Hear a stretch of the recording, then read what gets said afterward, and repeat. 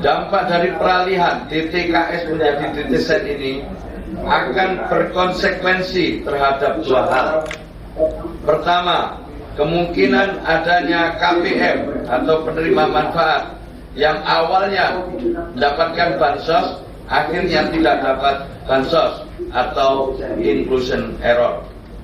Mengapa demikian? Karena oleh DTSEN dinilai yang bersangkutan telah sejahtera berdasarkan peringkat DTSEN sehingga harus dikeluarkan. Dan begitu juga sebaliknya yang disebut dengan exclusion error.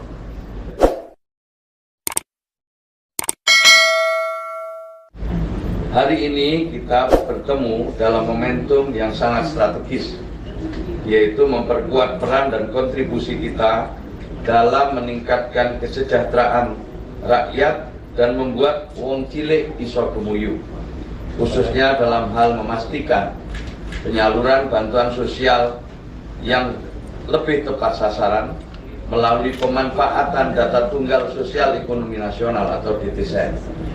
DTSEN hadir sebagai solusi untuk mengatasi permasalahan data yang selama ini menjadi tantangan dalam mengelola bantuan sosial yang dinilai oleh banyak pihak tidak sepenuhnya tepat sasaran.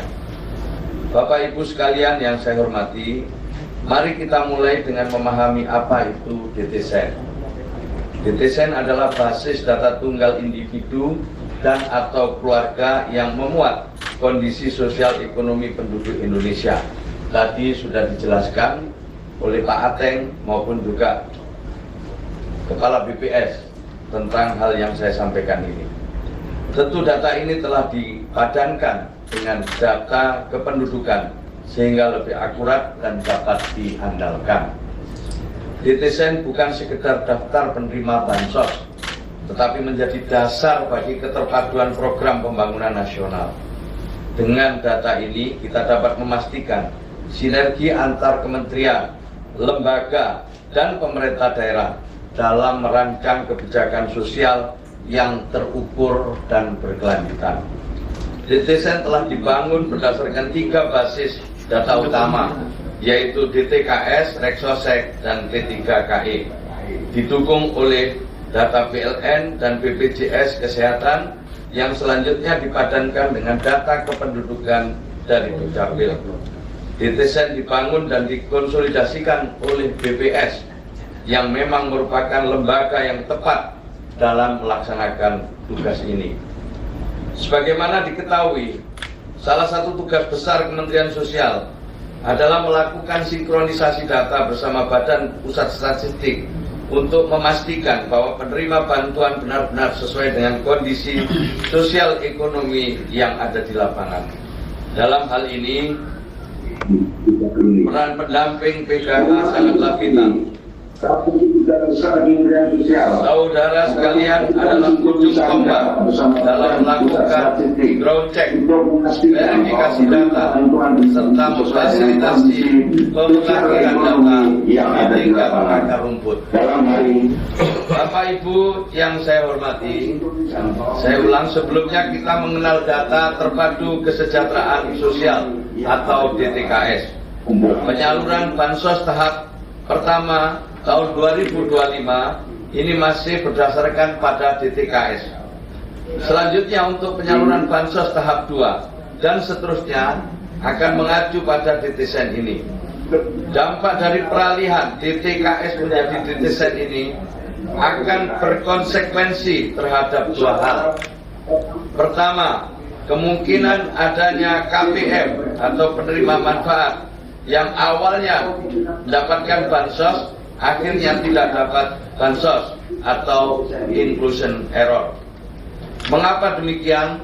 Karena oleh DTSEN dinilai yang bersangkutan telah sejahtera berdasarkan peringkat DTSEN sehingga harus dikeluarkan. Dan begitu juga sebaliknya yang disebut dengan exclusion error.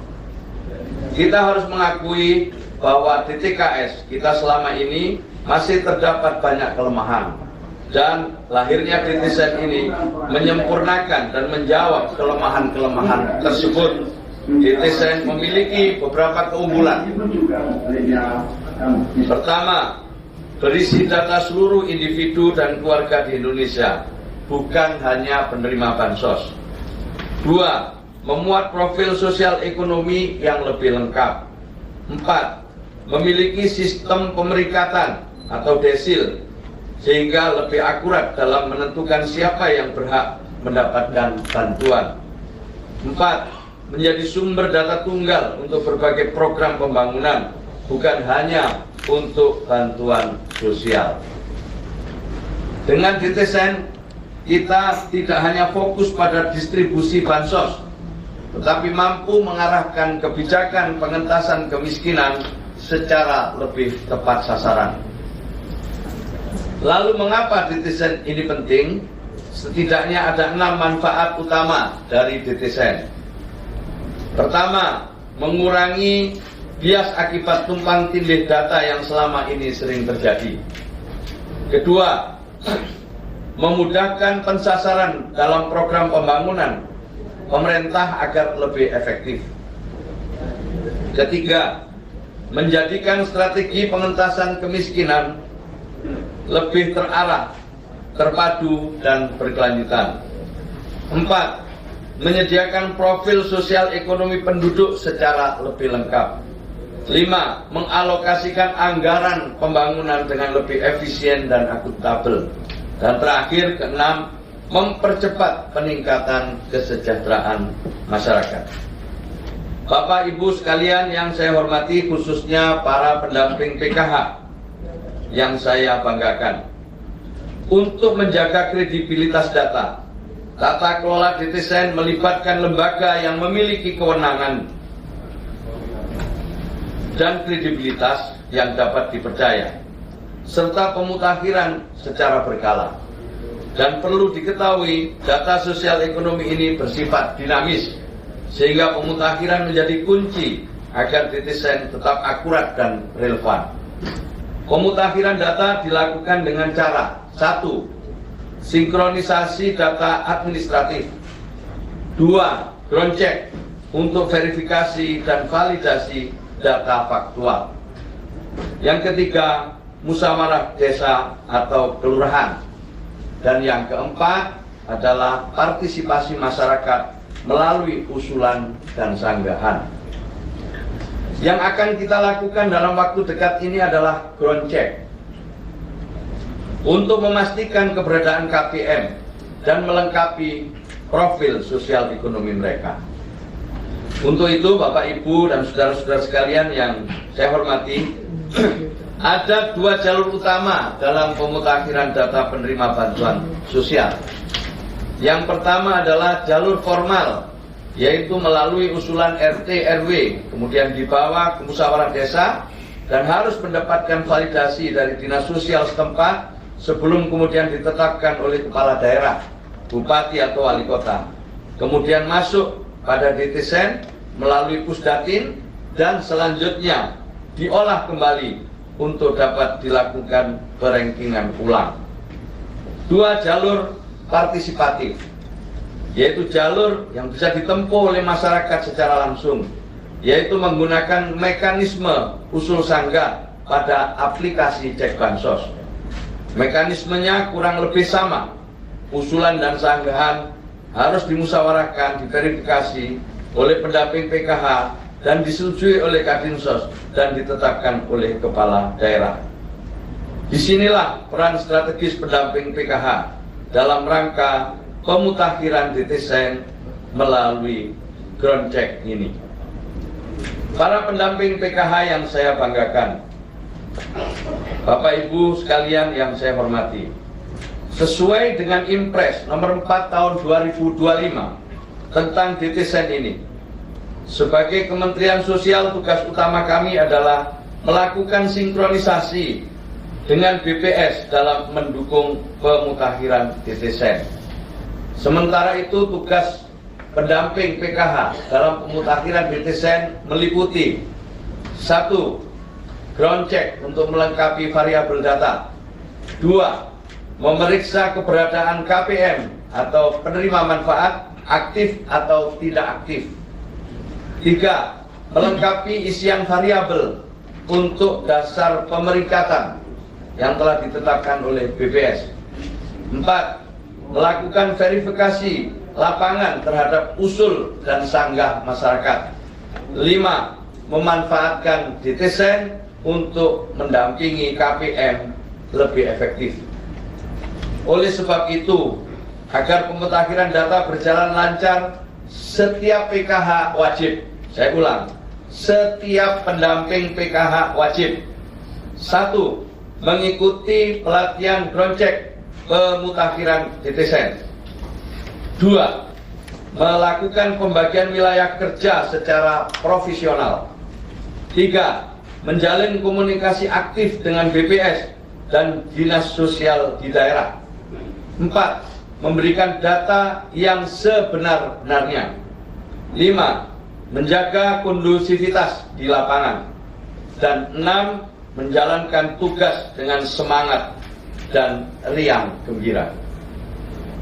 Para pendamping PKH adalah garda terdepan dalam memastikan kebijakan sosial benar-benar tepat sasaran. Oleh karena itu, saya berharap pada Bapak Ibu sekalian, sekali lagi menjalankan tugas ini dengan penuh tanggung jawab dan integritas. Bapak Ibu, saudara-saudara sekalian semua yang saya hormati, sebagai penutup, kita semua harus memahami bahwa data yang akurat adalah kunci keberhasilan program perlindungan sosial. Dengan DTSEN, kita tidak hanya dapat memastikan bantuan sosial lebih tepat sasaran, tetapi juga mendorong kebijakan pengentasan kemiskinan yang lebih konvergen, terpadu, dan berkelanjutan. Saya ingin menegaskan bahwa peran pendamping bukan sekedar administrasi dan distribusi bantuan, tetapi juga sebagai agen perubahan sosial yang turut serta dalam upaya mengentaskan kemiskinan secara sistematis dan berkelanjutan. Untuk itu, mari kita jalankan tugas ini dengan semangat profesionalisme dan dedikasi tinggi. Dengan kerja sama yang solid, saya yakin dapat memutakhirkan DTSEN ini untuk lebih tepat sasaran, transparan, dan akuntabel. Khusus untuk pendamping PKH, saya mendapatkan catatan dari Pak Sekjen akan dilakukan tes setelah pelatihan ini selesai. Terima kasih atas perhatiannya. Sekali lagi terima kasih kepada Ibu Kepala BPS dan seluruh jajaran. Bila ada hal-hal yang kurang berkenan, kami mohon maaf yang sebesar-besarnya.